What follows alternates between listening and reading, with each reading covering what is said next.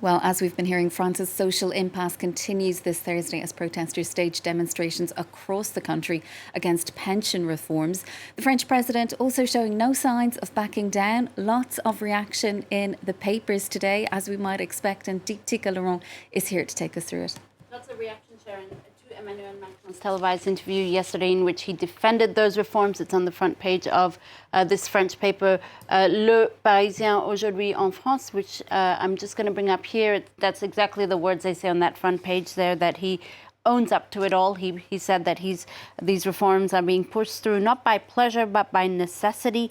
This paper comparing Macron to that of another leader, another unpopular leader, Margaret Thatcher, whose reforms also, I quote, fractured the country and torpedoed popularity. The right-wing paper Le Figaro, meanwhile, says it was clear from the outset that Macron was not going to announce withdrawal of his reforms. So his interview, in a sense, was more about observing his behavior. And to that effect, I quote, true to himself, he didn't have his back to the wall. He was standing tall, defending his decisions over those pension reforms. The left-wing paper, as you can imagine, not seeing it quite in the same way. This paper says the president added fuel to the fire, a play on words in this headline here of the French nickname reserved for an infamous Chinese dictator, Mao Zedong, who was also known as the Great Helmsman. Meanwhile, he's also garnering attention in the international media. Tell us about that, Diti.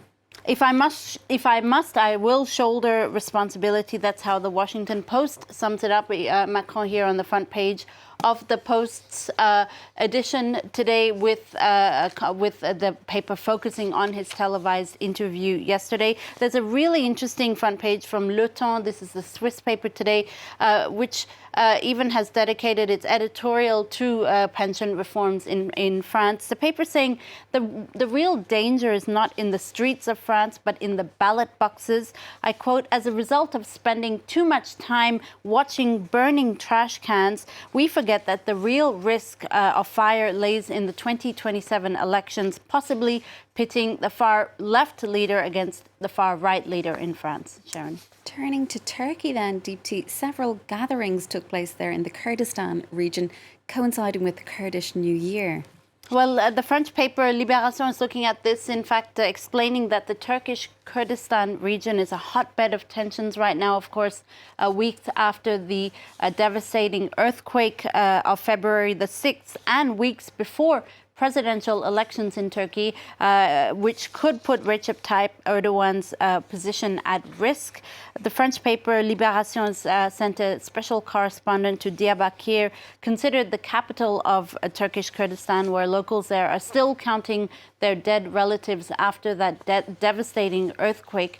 Now, in foreign policy, there's focus on Iraq's Kurdistan region. Foreign policy saying it was once a region that was hailed as a bright spot for democracy in the region after its strong support for the U.S.'s toppling of Saddam Hussein. Today, however, things have gone much more bleak, with economic ruin and political infighting between the two main Kurdish parties vying for more control in the region. It's having a devastating impact on the region there, Sharon. You're leaving us with a much lighter story, a heartwarming tale about a couple who managed to reunite 60 years after they were forced to break up as teenagers. Yeah, this story will certainly warm up your Thursday. Lee Albrighton and Jeanette Steer met as teenagers in 1963 when they were working as nurses, trainee nurses on the Isle of Wight.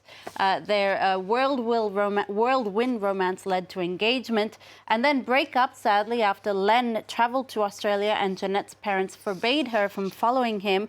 Well, in 2015, Len turned up on Jeanette's doorstep on a whim after all those years.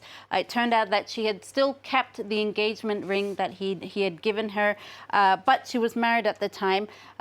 2 years later, her husband passed away and she reached out to Len. They just got married last month, 60 years after they were forced apart, Sharon. 6 decades in the making. It's worthy of a Hollywood rom-com, Deepti. Thank you so much for that. That's our press reviewer, Tika Laurent. Do stay with us meanwhile here on France 24. We'll be right back.